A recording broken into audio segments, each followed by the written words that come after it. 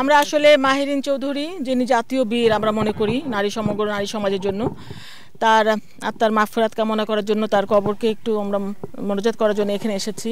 তার পরিবার সমস্ত পরিবারের সমবেদনা জানাতে আমাদের দেশনেত্রী বেগম খালেদা জিয়ার পক্ষ থেকে এবং দেশনায়ক আমাদের ভারপ্রাপ্ত চেয়ারম্যান জনাব তারেক রহমানের পক্ষ থেকে, এবং ওনারাই আমাকে বলেছেন আমরা মহিলা দলে সবাই এসেছি।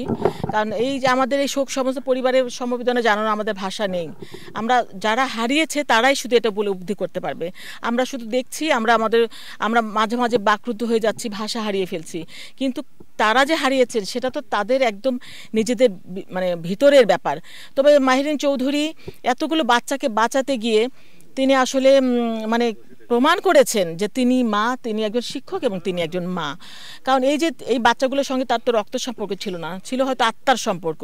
তিনি সবগুলো বাচ্চাকে নিজের বাচ্চা মনে করেছেন। এখানে তিনি তার ভাই বোন, স্বামী, পরিবারের কারো কথা চিন্তা করেন নাই। তার নিজের দুটো নাবালক সন্তান আছে, ছেলে সন্তান, তাদের কথা চিন্তা করেন নাই।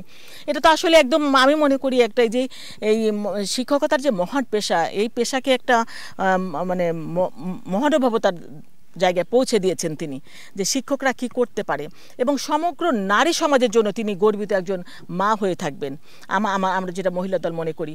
আর আপনি যেটা বললেন যে আত্মীয়তার পরিচয়, দেখেন আল্লাহর সম্মান দেওয়ার মালিক মহান আল্লাহ তাআলা। আসলে এই মাহিরিন চৌধুরী যদি বলতেন অনেক আগেই যে আমি শহীদ রাষ্ট্রপতি জিয়াউর রহমানের ভাতিজি, তাহলে তার এই স্বৈরাচারী হাসিনার সময় তাকে অনেক অপদস্থ হতে হতো, অসম্মানিত হতে হতো, চাকরিও হয়তো থাকতো না। তারপরেও না জানার পরেও তাকে কিন্তু অনেক হেনস্থার শিকার হতে হয়েছে।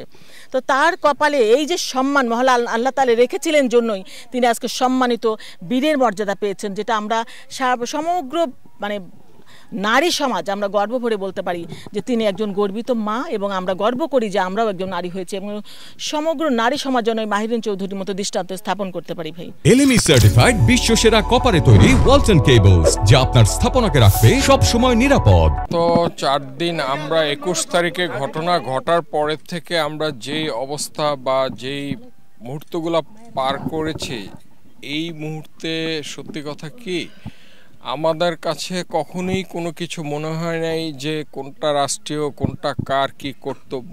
আমরা সত্যি কথা পরিবার হয়ে আমাদের ভিতরে একটাই ছিল, ওর কথা ছিল যে আমি তো চলে যাবই, চলে গেলে আমাকে যত দ্রুত পারো আমাকে আমার বাবা মার পাশে সমাহিত করবা। ও যখন চলে গেল তখন মাথার ভিতরে ভাই এই কাজটাই মানে সবসময় ক্লিক করত। এখন রাষ্ট্র তার নাগরিকের জন্য কি করবে সেটা সত্যি কথা রাষ্ট্র পরিচালনার দায়িত্বে যারা থাকে তাদের এটা রেসপন্সিবল। এখন পরিবারের পক্ষ থেকে ভাই ওইভাবে আমার চাওয়া পাওয়ার কিছু নাই। রাষ্ট্রের কাছে একটাই,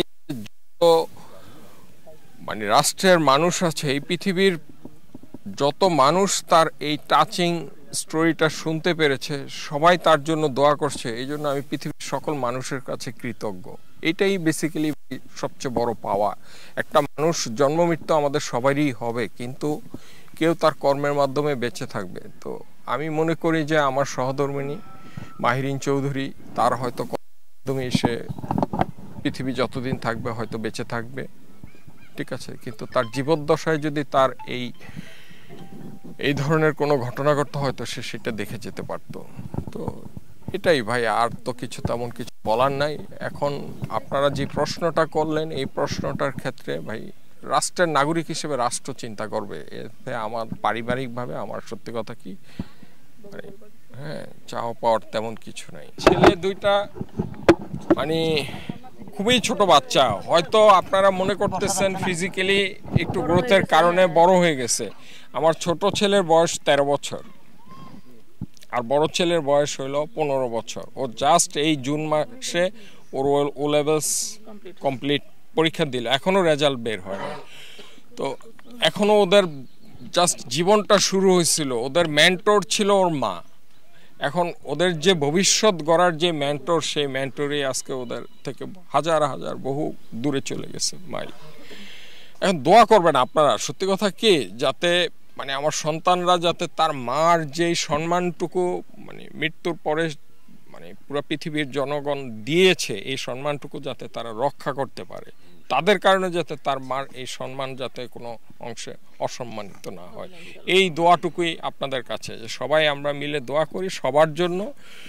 এবং মাহিরিন মিস চলে গেছে, কিন্তু মাহিরিন মিসের সাথে আরও যারা শহীদ হয়েছে, নিষ্পাপ বাচ্চাগুলা, ঠিক আছে, সকল শহীদদের জন্য আমাদের অন্তর থেকে, অন্তঃস্থল থেকে দোয়া রইল, শুভকামনা রইল প্রত্যেকটা পরিবারের জন্য। খবরের কাগজ, নিখাদ, নির্ভীক, নিরপেক্ষ।